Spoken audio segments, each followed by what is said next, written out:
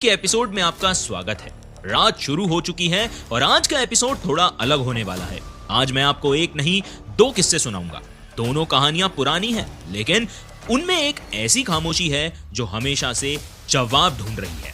आज की रात मैं बस आपसे वही जवाब मांगने आया हूं, इसलिए आराम से बैठिए, क्योंकि जो होने वाला है वो शायद आपको अंधेरे का खौफ फिर से महसूस करवा दे। कहते हैं शराब की रातों में हवा में आत्माएं घूमती हैं, और एक ऐसी ही रात नलिनी के कदम ने उसकी तकदीर बदल दी। एक छोटी सी गली और उसके बाद एक रात जो पूरे गांव को हमेशा के लिए याद रहे। शाम ढल रही थी, नलिनी अपने ट्यूशन से घर आ रही थी। उसका पैर एक भोग पर पड़ गया, एक दिया हिल गया, फूल बिखर गए और उसी पल से उसके पीछे एक साया चल गया। रात चढ़ी, नलिनी कभी हंसती, कभी चीखती, कभी ऐसी आवाज में बोलती जो उसकी अपनी नहीं थी। माँ ने देखा, उसकी आंखें लाल चमक रही थी और आवाज बिल्कुल किसी और की थी। फिर आंगन में देवी का कीर्तन शुरू हुआ, घंटी बज रही थी, ढोलक की ताल गूंज रही थी और नलिनी चीख कर बोली, ये घर मेरा है। पर उस रात क्या देवी ने उसे छुड़ा लिया या वो साया आज भी वहीं है? हर गांव, हर शहर के कोने में कुछ कहानियां छुपी होती हैं, जो समय के साथ धुंधली तो हो जाती हैं, लेकिन उनकी परछाइयां कभी मिटती नहीं है। आज की जो कहानी है वो शुरू तो एक छोटी सी गली से हुई थी। एक लड़की जो शाम के वक्त अपने ट्यूशन से घर लौट रही थी। एक कदम गलत गिरा और उसके साथ ही एक ऐसा डर उसके घर तक पहुंच गया जिसका बोझ रात भर सबने महसूस किया। यह कहानी है एक भोग, एक आत्मा और इस एक रात के कीर्तन की। तो बिना किसी देरी के कहानी शुरू करते हैं, लेकिन उससे पहले अगर आप मेरी कहानी पहली बार सुन रहे हैं तो चैनल को सब्सक्राइब करें, शो को स्पॉटिफाई पे फॉलो करें, और अगर आपके पास भी कोई कहानी है, कोई किस्सा है तो मुझे जरूर शेयर करें। इंस्टा आईडी और ईमेल दोनों आपकी स्क्रीन पर हैं।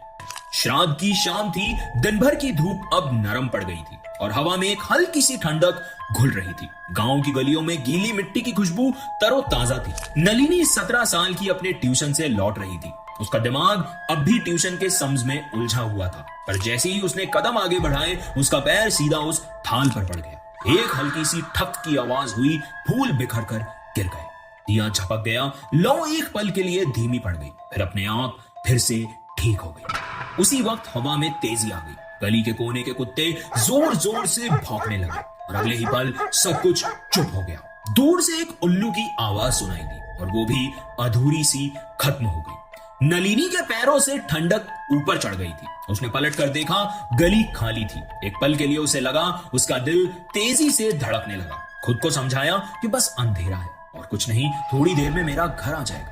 हर कदम पे उसे ऐसा लग रहा था कि कोई चुपके से उसके पीछे आ रहा है, बिना आवाज के, बिल्कुल चुप। जब वो घर के आंगन में पहुंची तो उसने गहरी सांस ली। माँ बरामदे में बैठी थी, रसोई से चूल्हे की खुशबू आ रही थी। नलिनी ने कुछ नहीं कहा, बस चुपचाप अंदर चली गई। लेकिन जो उस गली में हुआ था वो अब उसके साथ उस घर तक आ चुका था। घर के अंदर उस शाम सब कुछ बिल्कुल नॉर्मल था। थोड़ी देर बाद नलिनी बेड पर लेट गई, मोबाइल में एक दो मैसेजेस देखे, फिर साइड में रख दिया। उसने सोचा कि बस नींद आ जाएगी, लेकिन आधी रात तक सब बदल गया। पहले उसने सिर पकड़ा, तेज दर्द, फिर धीरे से पुकारा, माँ पानी ला दो। माँ ने ग्लास दिया, पर उसका हाथ छूते ही माँ का रंग उतर सा गया। हाथ पत्थर जैसे ठंडे थे। बुखार तो नहीं? माँ ने माथे को छुआ। माथे पर गर्मी थी, पर हाथ बिल्कुल ठंडे थे। अजीब ठंड, आम बुखार जैसी नहीं थी। माँ समझ नहीं पाई, बस चुपचाप उसके पास बैठ गई। रात के करीब 2 बजे नलिनी अचानक उठ बैठी। आंखें पूरी खुली थी, पर ऐसा लग रहा था जैसे वो किसी और को देख रही हो। उसने सीधे खिड़की के बाहर ताकना शुरू कर दिया। बाहर अंधेरा था, सिर्फ एक ट्यूबलाइट दूर से झिलमिला रही थी। माँ ने पूछा, क्या देख रही है बेटा? नलिनी चुप, सिर्फ खिड़की के बाहर घूरती रही। फिर उसके होंठों से कुछ अनोखी आवाज निकली। माँ घबरा गई। माँ सोची शायद सपना देख रही हो, पर उसकी हंसी अजीब थी, जो रात के अंधेरे में कोई सुनना ना चाहे। घर का माहौल बदलने लगा। पड़ोस के कुत्ते एकदम से भौंकने लगे, फिर जैसे एकदम से चुप हो गए। पर माँ के मन में एक पुरानी बात चल रही थी कि गांव में जब ऐसी घटनाएं होती हैं तो अक्सर ऊपरी या टोटके ही वजह निकलती है। उसके घर के कोने में जो छोटा सा स्थान बना था, वहां दिया हमेशा जलता रहता था। माँ का दिल कह रहा था कि ये बात ऊपरी हवा की ही है। अगर आप कहानी में यहाँ तक पहुंच गए हैं तो इसका मतलब है कहानी आपको पसंद आ रही है। तो वीडियो को लाइक करें और मुझे कमेंट्स में बताएं आपको ये कहानी कैसी लग रही है। सुबह होने तक नलिनी की हालत और बिगड़ गई। उसकी आंखों के नीचे काले गहरे पड़ गए थे, आवाज भारी हो गई थी और सबसे अजीब बात, जब माँ ने उससे कुछ पूछा तो कभी उसकी आवाज अपनी होती और कभी किसी और की। तभी दरवाजे पे एक दस्तक हुई। पड़ोस की बूढ़ी दादी आई जो ऐसे मामले में सबसे पहले पहुंच जाती थी। माँ ने हालत बताई तो उन्होंने तुरंत कहा कि बेटा शराध चल रहे हैं, डॉक्टर से पहले पित्रानी को बुलाओ। माँ घबरा गई और बोली पर ये जरूरी है, शायद दवा से ठीक हो जाए। दादी ने सीधे कहा बेटा जिनके घर पितरों का स्थान होता है उनके साथ ऐसी बातें होती है, ये डॉक्टर नहीं देवता का काम है। माँ चुप हो गई। उसने नलिनी की तरफ देखा जो अब खिड़की से बाहर घूर रही थी, जैसे कोई वहां खड़ा उसे देख रहा हो। और उस पल माँ को यह एहसास हुआ कि वो दादी सही कह रही है। सुबह होते होते घर में सबका चेहरा उतर गया था। नलिनी बेड पर बैठी थी पर उसका चेहरा पहचान से बाहर लग रहा था। आंखों के नीचे काले गहरे थे, बाल फैले हुए और आंखें जैसे हमेशा से जागी हुई हो। कभी वो चुप बैठी रहती और अचानक से अपने दांत चबाने लगती। माँ उसके पास बैठी थी पर बेचैनी बढ़ती जा रही थी। तभी पड़ोस की बुढ़िया आंटी फिर से वापस आई। साथ में 2 और औरतें भी थी।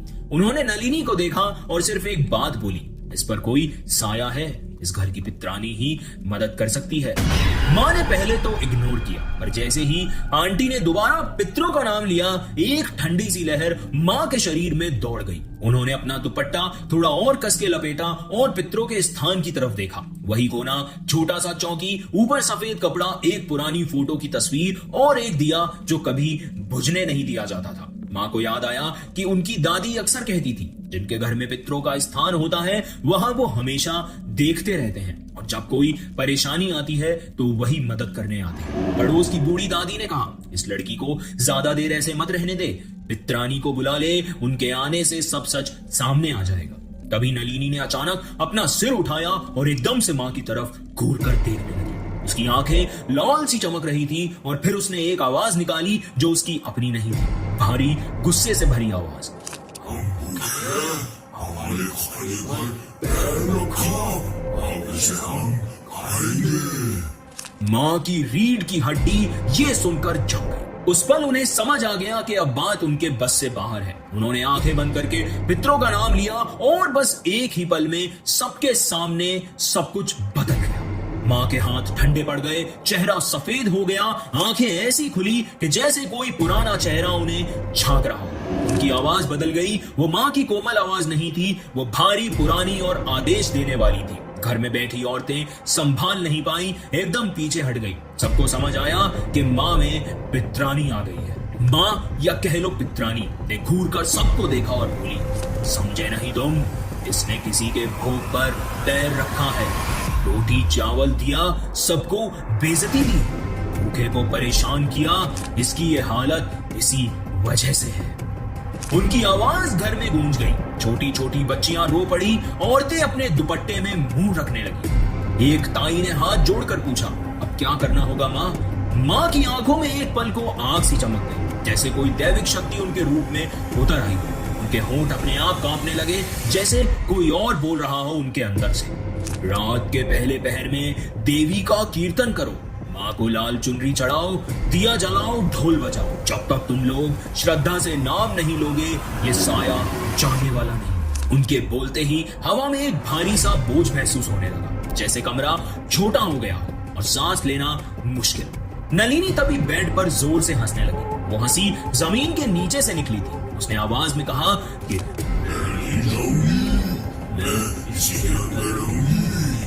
घर में एकदम से सन्नाटा आ गया। पड़ोसियों ने पहले कभी ऐसी चीज अपनी आंखों से नहीं देखी थी, लेकिन सबको यकीन हो गया था कि पित्रानी की बात सही है। माँ अभी भी पित्रानी के स्वयं रूप में थी। खुद उठकर चौकी के पास गई, दिया उठाया और उसे बीच में रख दिया। फिर उन्होंने एक गहरी सांस ली और कहा, शाम तक तैयारी करो, रात को देवी के सामने देवी का कीर्तन करो।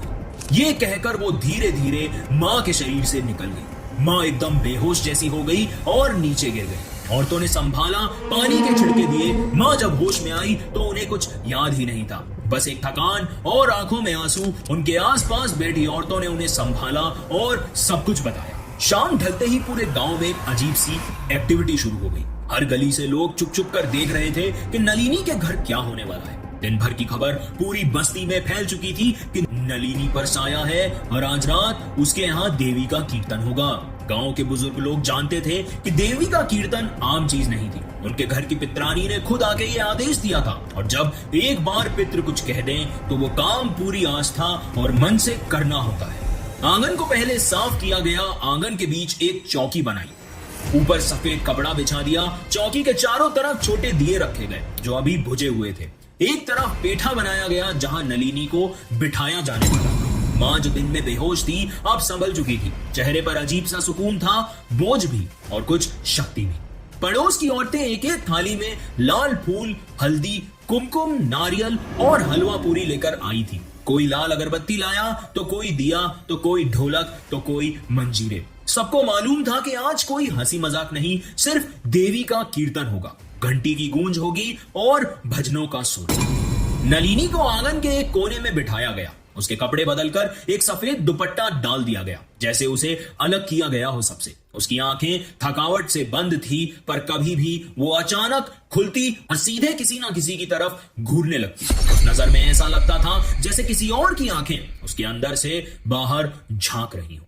रात के 9 बजते ही तैयारी और तेज हो गई। आंगन के चारों तरफ पड़ोसी और गांव वाले बैठ गए। सबसे पहले चौकी के सामने लाल चुनरी बिछाई गई, उस पर देवी की तस्वीर रखी गई और उसके चारों तरफ फूल माला लगाई गई। एक बड़े थाल में हलवा पूरी, नारियल और पान सुपारी रखा गया जो देवी को भोग के रूप में चढ़ाया जाना था।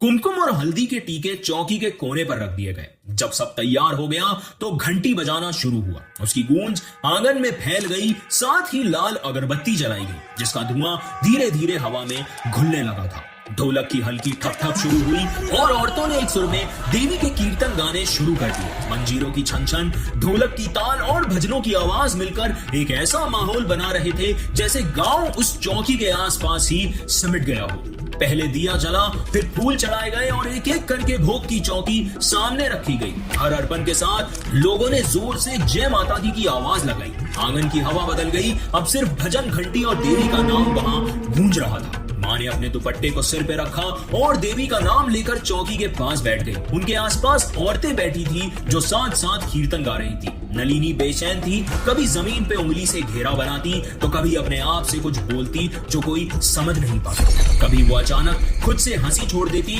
और उस हंसी से खुद घबरा जाती। कभी चुप होकर हवा में घूरती जैसे उसके सामने कोई अनजाना साया खड़ा। ताई ने तभी धीरे से कहा, ये लड़की अब अपने बस में नहीं है। लोग चुप हो गए। आंगन का माहौल इतना भारी हो गया था जैसे वक्त रुक गया। इसी बीच नलिनी ने अपना सर उठाया और एक जोर की हुंकार मारी। उसकी आवाज में वो लड़की नहीं थी जो शाम को ट्यूशन से आई थी। उस आवाज में वो गुस्सा था, वो भूख थी और एक ऐसी गहराई जिसमें इंसानियत कम और एक प्रेत आत्मा ज्यादा नजर आ रही थी। सब औरतें पीछे हट गई पर माँ ने अपनी जगह नहीं छोड़ी। उन्होंने जोर से कहा कि रात अब शुरू हो गई है, देवी का आह्वान होगा, तभी ये साया यहाँ से बाहर जाएगा। आंगन में बैठा हर एक इंसान के चेहरे का एक्सप्रेशन एकदम सीरियस हो गया था। दिए एक साथ हिलने लगे, धुआं और गहरा हो गया और सबको महसूस हुआ कि अब कुछ होने वाला है। रात के 12 बज चुके थे। आंगन में सब तैयार थे। हवा बाहर ठंडी थी लेकिन अंदर बैठे लोगों की पीठ से पसीने बह रहे थे। लाल अगरबत्ती और जलती हुई धूप का धुआं आंगन में पूरी तरह फैल चुका था। दिए एक एक करके जले हुए थे और उनकी लौ अब बिल्कुल सीधी खड़ी थी, जैसे हवा का उनपे कोई असर ही नहीं हो रहा था। नलिनी चौकी के पास सफेद दुपट्टे में बैठी। उसके हाथ अपने आप कभी घुटनों पर रगड़ने लगते तो कभी हवा में हिलाने लगते। आंखें कभी बंद होती तो कभी अचानक खुलकर किसी को ऐसे घूरती कि जैसे उसको अभी जिंदा निकल गई। लोग उसकी नजरों से बचने की कोशिश कर रहे थे। माँ ने दुपट्टा सिर पे रखा और देवी का नाम लेकर घंटी बजाई। घंटी की गूंज इतनी गहरी थी कि लग रहा था जैसे दीवारों के अंदर तक चली गई। ढोलक की हल्की ठप तेज हुई, मंजीरे छन छन करने लगे। धीरे धीरे औरतें अपना सुर तेज करने लगी। जय माता दी की गूंज आंगन में फैल चुकी थी। नलिनी ने अचानक अपना सिर उठाया और जोर से एक और हुंकार मारा। लोगों के दिल से एक साथ निकल पड़ा, देवी मां रक्षा कर। माँ की आंखें बंद थी पर आवाज अब भी उन्हीं के जरिए गूंज रही थी कि आज रात के कीर्तन के सुर में सब कुछ सामने आएगा। जो भूखे थे, जो अपमान हुआ, देवी उन्हें शांत करेगी। माँ बार बार अपने मन में यह प्रार्थना कर रही थी। घंटी और तेज बजने लगी। धूप का धुआं इतना घना हो गया कि आंगन अब धुंधला दिखने लगा था। दिए की लौ हिलने लगी जैसे हवा रुक गई हो और अनजानी ताकत सामने आ रही हो। नलिनी का शरीर कांपने लगा। पहले हल्की सी कंपन हुई, फिर ऐसे जैसे उसके अंदर कोई और घुस रहा हो। उसने दोनों हाथ जोड़कर अपना चेहरा ढक लिया, फिर अचानक हाथ से हटाकर एकदम से हंसने लगी। वो हंसी आंगन में बैठी औरतों के रोंगटे खड़े कर गई। ताई ने हाथ जोड़कर पुकारा कि देवी माँ कृपा करो। नलिनी का शरीर पीछे झटके से गिर गया। उसने जमीन पर सर पटकना शुरू कर दिया। दो औरतों ने तुरंत आगे बढ़ी, उसके नीचे तकिया रखा। नलिनी ने आंखें खोली और ऐसे आवाज निकाली जैसे किसी औरत की हो। उसके होठों से निकले ये आखिरी अल्फाज आंगन में ठंडी लहर की तरह फैल गए। अगले ही पल उस घर की दीवारें जैसे उस बात का जवाब देने लगी। हवा रुक गई, अंधेरा छा गया और नलिनी की आंखों में एक ऐसी बेचैनी नजर आई जैसे कोई उसे देख रहा था। क्या वो आत्मा वाकई वहां रुक गई थी या फिर उस रात कुछ ऐसा हुआ जिसका जिक्र करने से लोग आज भी कतराते हैं? जो सच था वो आपका इंतजार कर रहा है। तो फुल एपिसोड का लिंक डिस्क्रिप्शन में है, अभी क्लिक करो और सुनो क्या हुआ था नलिनी के साथ। तो दोस्तों अब चलते हैं दूसरे किस्से की ओर। जैसा कि मैंने आपको शुरू में बताया था, आज एक नहीं दो पुराने किस्से आपका इंतजार कर रहे हैं। पहला किस्सा तो आपने सुन लिया, तो तैयार हो जाओ क्योंकि यह दूसरी कहानी आपकी सोच को बदल कर रख देगी। क्या किसी का बचपन एक श्राप हो सकता है? कभी कभी ना जिंदगी के कुछ हिस्से बस याद बन जाते हैं, लेकिन मेरे साथ जो हुआ वो याद नहीं, एक जख्म बन गया।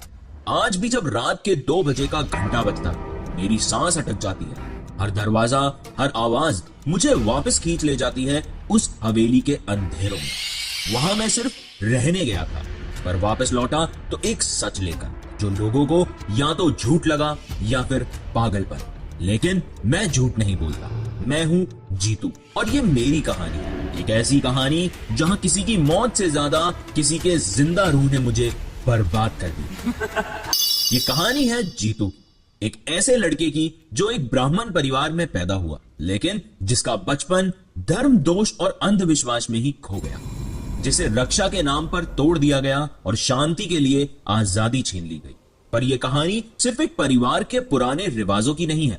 ये कहानी है एक रूह की जो जिंदा रहकर भी मर चुकी थी। जब एक बच्चा सपनों की जगह सपने जैसे सपने देखने लगे और उस सपनों में उसका अपना ही चेहरा ना हो, तब उसने समझा कि कुछ तो है जो सिर्फ दुनिया के नियम से नहीं, किसी और दुनिया के नियम से चल रहा है। अब यहां से आगे की कहानी स्किप मत करना। मैं जीतू हूं और अगर तुम सोच रहे हो कि मेरी जिंदगी किसी नॉर्मल बचपन जैसी थी, तो तुम गलत हो। मैं एक ब्राह्मण परिवार में पैदा हुआ, जहां सुबह की पहली रोशनी से लेकर रात के आखिरी पल तक हर चीज ग्रहों, नक्षत्र और कुंडली के हिसाब से चलती थी। यहां तक कि किस दिन किस दिशा में सोने का टाइम है, किस दिन किस रंग के कपड़े पहने जा सकते हैं, सुबह उठते ही किसका चेहरा सबसे पहले देखना चाहिए, ये सब कुछ पूजा पाठ के कैलेंडर और शुभ मुहूर्त से डिसाइड होता था। घर का माहौल ऐसा था कि घंटी बजने की आवाज, अगरबत्ती की सुगंध और मंत्रों की गुनगुनाहट मेरे लिए उतनी ही आम थी जितनी किसी और बच्चे के लिए स्कूल की असेंबली की आवाज। मेरी माँ हर दूसरे दिन किसी न किसी दोष का जिक्र करती थी, कब राहु दोष, कभी पितृदोष, कभी काल सर्पयोग, और उनका मानना था कि मैं इन सब ग्रहों के प्रभाव का शिकार हूँ। एक ऐसा बच्चा जो पैदा होते ही अपने साथ ही बोझ ले आया। जब मैं आज सोचता हूं, मैं सिर्फ रोता नहीं था, मैं तो हर दिन थोड़ा थोड़ा टूट रहा था। बचपन के वो दिन जब दूसरे बच्चे गली में क्रिकेट खेलते थे, पतंग उड़ाते या स्कूल के बाद आइसक्रीम खाने जाते, मैं उस वक्त किसी हवन के धुओं के बीच बैठा होता या किसी मंत्र की आवाज में घेरा होता। हर दिन मेरी आंखों से बचपन दूर जा रहा था और मैं समझ भी नहीं पा रहा था कि मैं किस चीज की रक्षा कर रहा हूं, जब मेरे अंदर से मैं खुद ही खाली होता जा रहा हूं। मैं 13 साल का था जब मुझे धुंधला धुंधला समझ आने लगा कि मेरे साथ जो हो रहा है वो बाकी बच्चों की जिंदगी जैसा नहीं है। रात के लगभग 10 बज रहे थे, पूरा मोहल्ला शांत था, सिर्फ कहीं कहीं कुत्ते भौंक रहे थे। माँ ने मुझे आंगन में ले जाके एक ठंडी कुर्सी पे बैठा दिया। माँ ने फिर एक छोटा सा नींबू लिया और उस पर लाल सिंदूर लगाया और मेरे सर से पैर तक घुमाने लगी।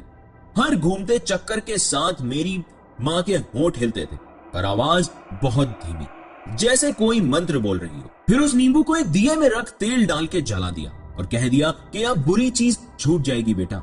मैं चुपचाप बैठा रहा। उस वक्त मुझे कभी कोई बुरी चीज महसूस ही नहीं होती थी। बस एक चीज महसूस होती थी, लोगों की आंखों का वो बोझ, वो नजर जो मुझे देख के कहती थी कि मैं नॉर्मल नहीं। वो नजर सिर्फ आस पड़ोस के लोगों की नहीं थी, बल्कि मेरे अपनों की भी थी। फिर एक दिन मुझे याद आया, शाम का वक्त था। आसमान पे सूरज का रंग धीरे धीरे नारंगी से काले में बदल रहा था। मैं हेमू के घर से वापस आ रहा था। हेमू मेरा बचपन का वो दोस्त था जिसके घर का माहौल मेरे लिए किसी दूसरी दुनिया जैसा था। वहां कोई दोष की बात नहीं होती थी, ना कोई पूजा का कैलेंडर का दबाव। उसकी माँ हल्का मजाक करते हुए रोटी सर्व करती थी और उसके पापा हर संडे उसे आइसक्रीम खिलाने ले जाते थे। एक छोटी सी चीज, लेकिन मेरे लिए किसी सपने से कम नहीं। हेमू के घर जाके मुझे लगता था कि जैसे सांस लेना आसान हो गया हो, जैसे मेरे कंधों से वो अनजाना बोझ कुछ देर के लिए उतर गया हो। वापस आते हुए गलियों का माहौल बदल चुका था। साइकिल रिक्शा वाले अपने दिन का काम खत्म कर रहे थे। कुछ बच्चे गली के कोने में गिल्ली डंडा खेल रहे थे और मैं अपने सोच में खोकर चल रहा था। तभी रास्ते में एक मोड़ पे एक आदमी खड़ा दिखा, लंबा कद, सफेद कपड़े पहने। उसकी प्रेजेंस ही अलग थी, न जाने क्यों। मैं उस पर तुरंत ध्यान दे बैठा। उसने सीधा मेरी तरफ देखा, हल्की सी मुस्कान के साथ कहा, बेटा ये एड्रेस किधर है? मैं रुक गया। उसने ध्यान से सुना, एक बार सिर हिलाया और बिना कुछ और बोले चला गया। बस एक छोटा सा पल था, लेकिन न जाने क्यों उसकी आंखों में कुछ ऐसा था जो मुझे हिला गया। ऐसा लग रहा था जैसे उसने मुझे देखा नहीं बल्कि पहचाना, जैसे मेरे अंदर किसी राज को वो जानता हो, और एक ऐसा राज जो मैंने कभी किसी को बताया नहीं। उस पल में कुछ भी अजीब नहीं था, फिर भी उसकी नजर मेरे दिमाग में अटक गई थी। और फिर उस रात के बाद सब कुछ बदलने लगा। उस रात मुझे नींद ही नहीं आई। मैं बेड पर करवट पे करवट बदलता रहा, लेकिन एक अजीब सा एहसास छाती पर बोझ बन के बैठा हुआ था।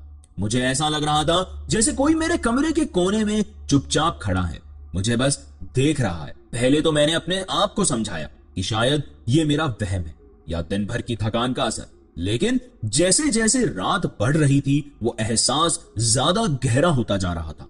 2 दिन बाद सुबह का टाइम था। मैं अपना मुंह धोने के लिए बाथरूम में गया। मैंने जैसे ही चेहरे पे पानी छिड़का, मेरी नजर अपने शीशे पे पड़ी, लेकिन कुछ अलग था। कांच में मुझे एक चेहरा दिख रहा था, सफेद, बिल्कुल बिगड़ा हुआ, जैसे कि किसी ने सारी जान खींच ली हो। और सबसे अजीब बात, वो चेहरा मेरा नहीं था। मैं आपको बता भी नहीं सकता वो चेहरा कितना डरावना था। मैं सीधा पीछे हट गया, लेकिन आईने में वो चेहरा कुछ पल और बना रहा, फिर धीरे से धुंधला होके गायब हो गया। उस वक्त मैं कांप रहा था। दिल इतनी जोर से धड़क रहा था कि लग रहा था कि अभी फटके बाहर आ जाएगा। उस रात जब मैं फाइनली सोया तो सपने में वही नजर आ रहा था, और तब से यह सपना बार बार आने लगा। कभी सपने में एक औरत का चेहरा दिखता जो शुरू में मेरी मां लगती, लेकिन पल भर में बदल के एक अनजानी औरत बन जाती। उसकी आंखों में दर्द, लेकिन उस दर्द के नीचे एक गहरा गुस्सा। कभी लगता कि मैं किसी और जगह खड़ा हूं। मेरे आसपास लकड़ियां जल रही हैं, कुछ लोग मंदिरों वाले कपड़े पहने मंत्र पढ़ रहे हैं, और मैं बीच में चल रहा हूं। तब मुझे समझ आया कि ये कोई रैंडम भूत प्रेत का चक्कर नहीं था, ये कुछ अलग ही था, जैसे कोई पुराना हिसाब जो कभी पूरा नहीं हुआ। मैंने कई दिनों तक सोचा कि उस आदमी की वो नजर आखिर वो क्या थी, और उससे मिलने के बाद ही ये सब कुछ शुरू क्यों हुआ। लेकिन जब मैंने मां को बताया कि मुझे सपनों में अजीब चीजें दिख रही हैं, जैसे कोई मेरे कमरे में चुपचाप खड़ा हो, मुझे देख रहा हो, मेरे कान के पास कुछ बोल रहा हो, या फिर एक औरत का चेहरा अचानक मेरे सामने आ जाता है जो कभी मेरी मां लगती है और कभी एक बिल्कुल अजनबी, तो मां ने बिना पल भर सोचे बस इतना कहा कि बेटा तुझे कुछ नहीं हो सकता, तेरे लिए तो हमने आत्मा शुद्धि का हवन भी करवाया था। उनकी आवाज में इतना भरोसा था कि जैसे वो अपनी बात से मुझे यकीन दिलाना चाहती हो, लेकिन मेरे लिए वो भरोसा ऐसा था जैसे एक पुरानी मोमबत्ती की लौ जो पहले तेज जलती है, फिर धीरे धीरे हिलने लगती है और फिर एक दिन बुझ जाती है। मैंने मां की आंखों में वो रोशनी धीरे धीरे कम होती देख रहा था। जैसे उन्होंने फैसला कर लिया हो कि मैं कह रहा हूं वो सिर्फ एक बच्चे की बेकार सोच है।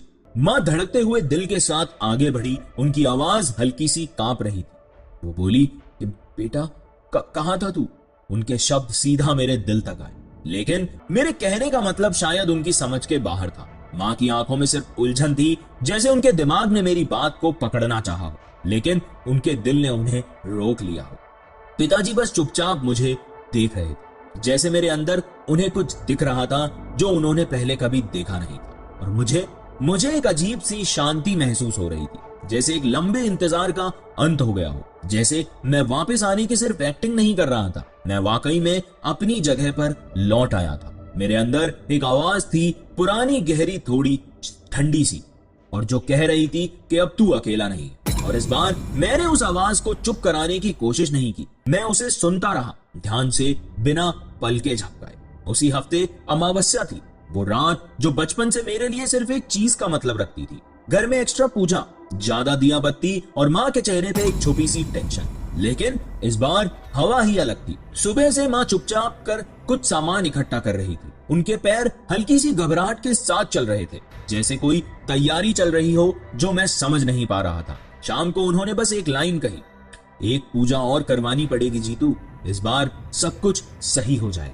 जब सूरज डूब गया और गलियों में ठंडी भारी हवा चलने लगी, तो आंगन के बीच में हवन कुंड बनवाया गया। मैं एक्सपेक्ट कर रहा था कि हमेशा की तरह कोई पंडित आएगा, लेकिन दरवाजे पर जो इंसान खड़ा था उसे देखकर मेरी सांसें धीमी हो गई।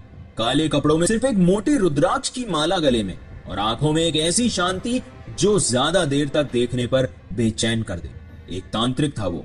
उसकी नजर सीधे मेरी आंखों में घुस गई, जैसे वो कुछ ढूंढ रहा जो मुझे खुद भी नहीं पता। मुझे बोला गया कि मैं मौन व्रत रखूं, पूरे क्रिया के दौरान एक शब्द भी नहीं बोलना। मैं चुपचाप हवन कुंड के पास बैठ गया।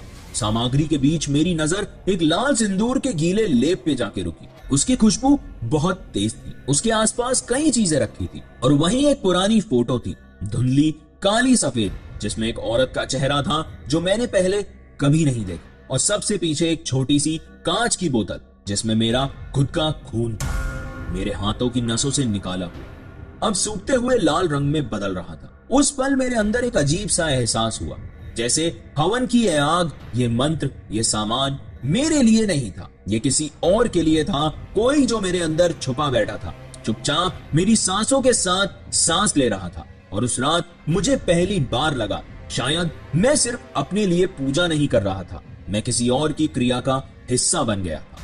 तांत्रिक ने अपने सामने रखी सामग्री को एक बार हाथ से छुआ, जैसे हर चीज को अपने अंदर महसूस कर रहा हो, और फिर मंत्र पढ़ना शुरू किया। ये आवाज ना पंडित वाली होती है, ना मंदिर में सुनने वाली जाप जैसी, ये कुछ और ही था, कुछ इतना पुराना कि शायद किसी किताब में भी लिखा ना हो।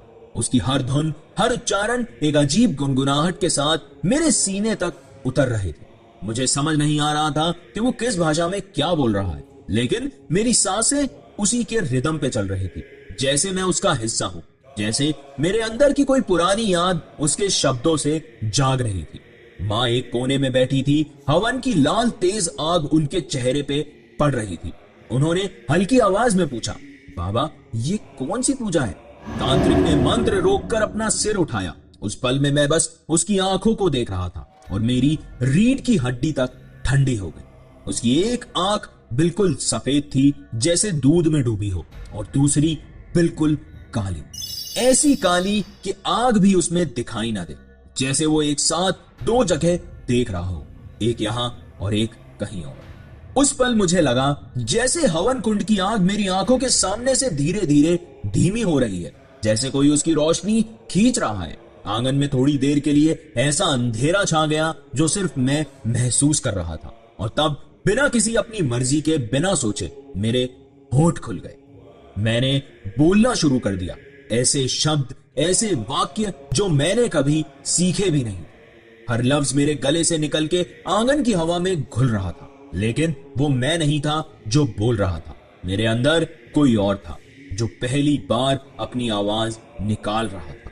मेरे होंठ चल रहे थे, लेकिन जो आवाज निकल रही थी वो मेरी अपनी नहीं लग रही थी। उसमें एक खुरदुरा, गहरा औरत का लहजा था, जैसे सालों पुराने किसी शरीर से निकल कर आ रही हो। मैं कह रहा था, मैंने देखा माँ को जलते हुए तुम सब लोग खड़े थे, कोई कुछ नहीं बोला। हर शब्द के साथ मेरे दिल की धड़कन तेज होती जा रही थी, लेकिन ये दिल मेरी अपनी यादों के लिए नहीं धड़क रहा था, ये किसी और के लिए धड़क रहा था। मेरी आंखों के सामने एक तस्वीर बन रही थी, एक पुराना आंगन, बीच में जलती हुई आग और उसके बीच एक औरत खड़ी थी जो चीख रही थी, मदद मांग रही थी। उसके चेहरे पे वही आखिरी पल का डर, वही जलन, और आसपास लोग खड़े देख रहे थे। उनके चेहरों पे सन्नाटा था, या जैसे उनकी जुबान किसी ने खींच ली हो। मेरे अंदर से आवाज तो निकल रही थी, लेकिन मैं खुद सिर्फ एक दर्शक था। तब मुझे एक और चीज समझ आई कि यह तस्वीर मेरी जिंदगी की नहीं थी, ये कहीं और, कभी और की थी। मैं बस उसका माध्यम था। मैं समझ गया था ये मेरी माँ की याद थी, लेकिन मेरी जिंदगी वाली माँ की नहीं, पिछले जन्म वाली माँ। एक ऐसी माँ जो अपने ही घर वालों के सामने, अपने ही आंगन में जिंदा जल गई। वो आवाज जो अब मेरी पूरी देह को अपने कब्जे में ले चुकी थी, चिल्लाकर बोली, मैं जीतू नहीं, मैं उस माँ की रूह हूँ जिसे तुम सबने जिंदा जलाया। तुम सबने देखा था पर कोई कुछ नहीं बोला। अब मैं वापस आई हूँ जीतू में। तो दोस्तों, आपको क्या लगता है उसकी मां की आत्मा ने जीतू के साथ क्या किया? क्या वो लौट गई या फिर आज भी जीतू के अंदर एक श्राप बनकर जिंदा है? पूरे एपिसोड का लिंक डिस्क्रिप्शन में है। कहानी को पूरा सुनना और जानना कि क्या हुआ था एंड में जीतू के साथ। अगर आपके पास भी कोई कहानी है, कोई किस्सा है, तो आप मेरे साथ उसे जरूर शेयर करें। आप मुझे इंस्टाग्राम पे डीएम कर सकते हैं या फिर नीचे दिए गए ईमेल पर अपनी कहानी लिखकर मुझे भेज सकते हैं। अगर आप चैनल पर नए हैं तो चैनल को सब्सक्राइब, वीडियो को लाइक जरूर करना। और अगर आप ये कहानी स्पॉटिफाई पे सुन रहे हैं तो शो को फॉलो एंड रेट जरूर करें। आज के लिए बस इतना ही। मैं फिर लौटूंगा अगले हफ्ते एक और नई कहानी, नए खौफ के साथ। धन्यवाद। आप सुन रहे थे the horror show by Kernig.